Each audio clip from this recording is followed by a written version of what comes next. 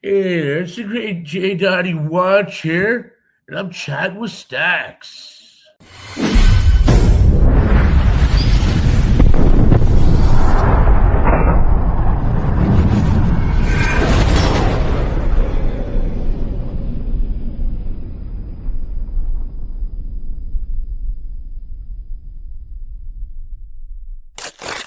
Welcome to this episode of Chatting with Staxx. I'm your host, Bill Staxx, and today I got Donny Wants, the interview you all been waiting for. Yeah, it's like too much. Don't have rice, don't have bread, don't have, now you gotta the zone, now you gotta eat meat for the rest of the day because there's no sugar in meat, you know what I mean? I And gotta it's the stop thing, drinking. everything we eat, brother, bread, carbs, like Let's see how much. Let's see how much sugar is in one can. buddy, you know what's the worst one is what is it?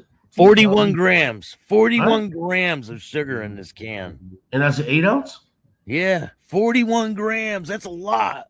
Buddy, that's fucking an ounce and a half. That's a lot.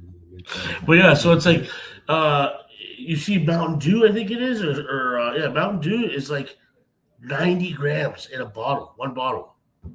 I mean, it's liquid kryptonite, I get it, but it's like I water shit down. You gotta cut her half and half these days. Step all over it, realistically.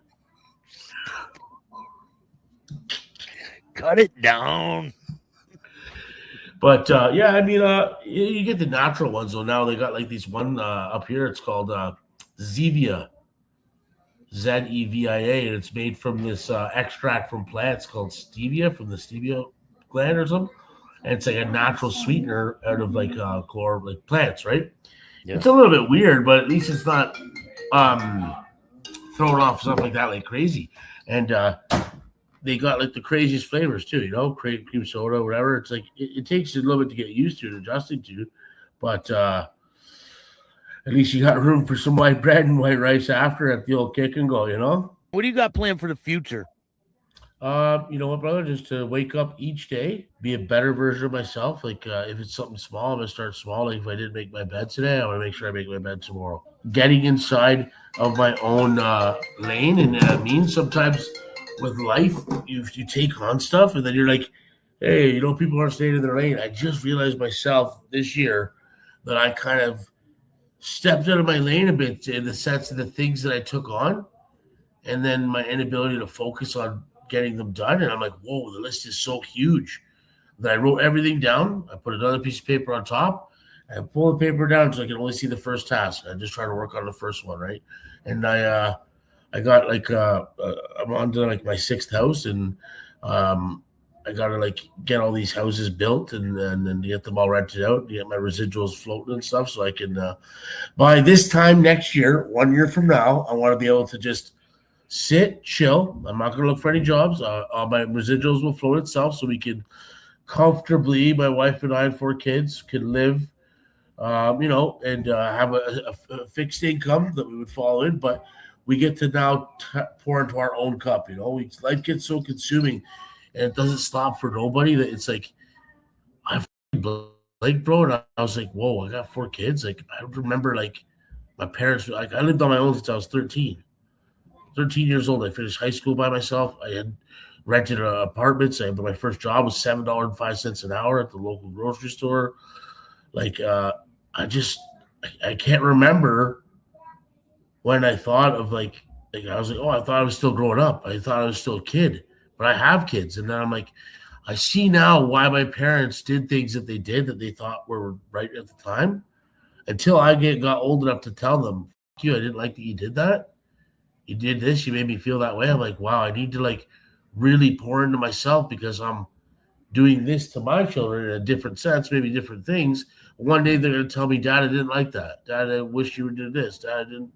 And I just want to be a better version of myself by pouring into my cup, because for a long period of time, since I was young, I would always get satisfaction and euphoria out of helping others, to the point where it would make me distracted from my own goals, because I'm like, as long as I feel good today from helping someone, I'll take a look at that foot with the old purple toe another day. You know what I mean? Forget about it. Take care of that tomorrow. Speaking of my pops, it is well right here. Dad, come say hello. Chat with Billy Staxx from Connecticut. Hey, how you doing? That's Paul Senior. Cool. Nice Sorry, to meet you. Donny Senior to you, you sons of bitches. Though. How you doing? Brother? Nice to meet you.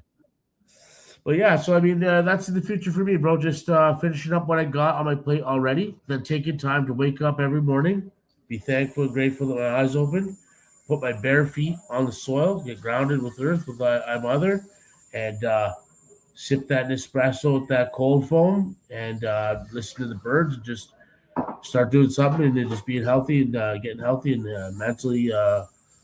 Like once your capacity is at that level where you're like healthy and in tune, then the body starts to get better, the mind starts to get better, and you start to manifest. If you harness that energy, those things will come around you too, right? So if someone's out here watching the show right now, what would be your advice to them? Someone out there struggling, maybe they don't know what to do with their life. What would be your advice to them? I would tell them that it doesn't get easier, and this isn't in a negative way. It only gets harder. You're not losing, you're only learning. And you're never going to lose until you close your eyes for the last time and you don't wake up. So possess the moments you can right now. The past is gone. The words I just said are behind me for a reason. The future's not here. So don't be afraid because you're thinking of something that you're afraid of that doesn't exist. So it's not real. Just love and live in the moment, possess right now, and you're going to manifest your own ability to control your future by controlling your mind right now today and in this moment that we're talking. And it will just help you be the most successful version of yourself. It's great advice. What's one thing about yourself that people would be surprised to know? I was born hermaphrodite. No, just playing. That's Donny. Fucking just kidding. What would be something that people don't know? Yeah, that they would be surprised to know about you. Huh. That's a good question, Billy Staxx. You son of a bee. You got me stumped here. The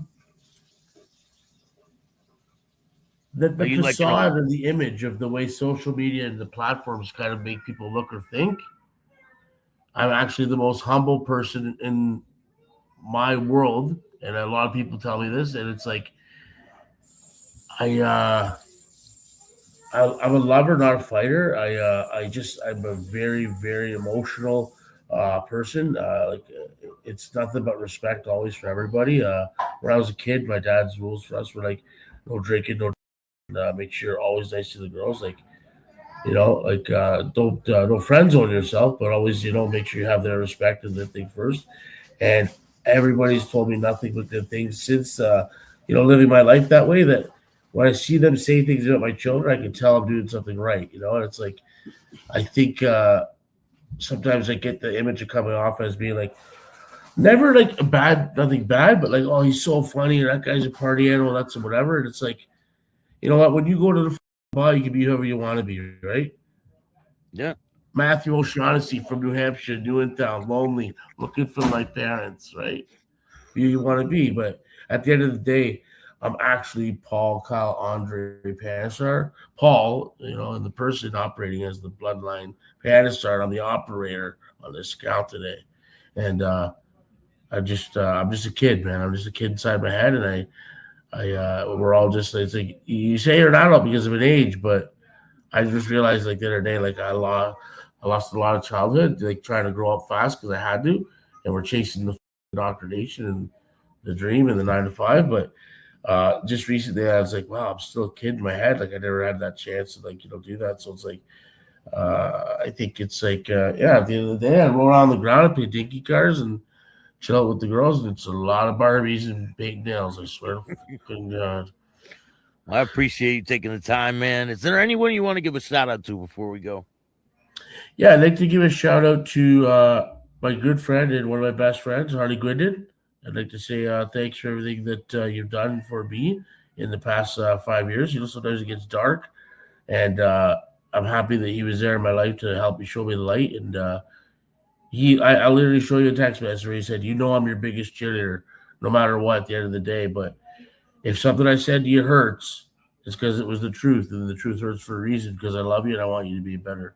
And I'm saying it out loud because maybe you can't hear yourself trying to tell it, but I'll tell you when I see it. So a big shout out to Harley Gwindon, and I'd like to give a shout out to my wife, Valerie Travis. she's been the rock, and it's like no king could be a king, and that we're all kings, right? We're all our own god bodies. We're all our own temples. We're gonna put in what we get out. But a king truly can't be a king without a queen, right? And people have always asked me, "Oh, what's that crown on your arm for?" Like, why is it on your head? And I'm like, "Well, you can't see my crown because I'm wearing it."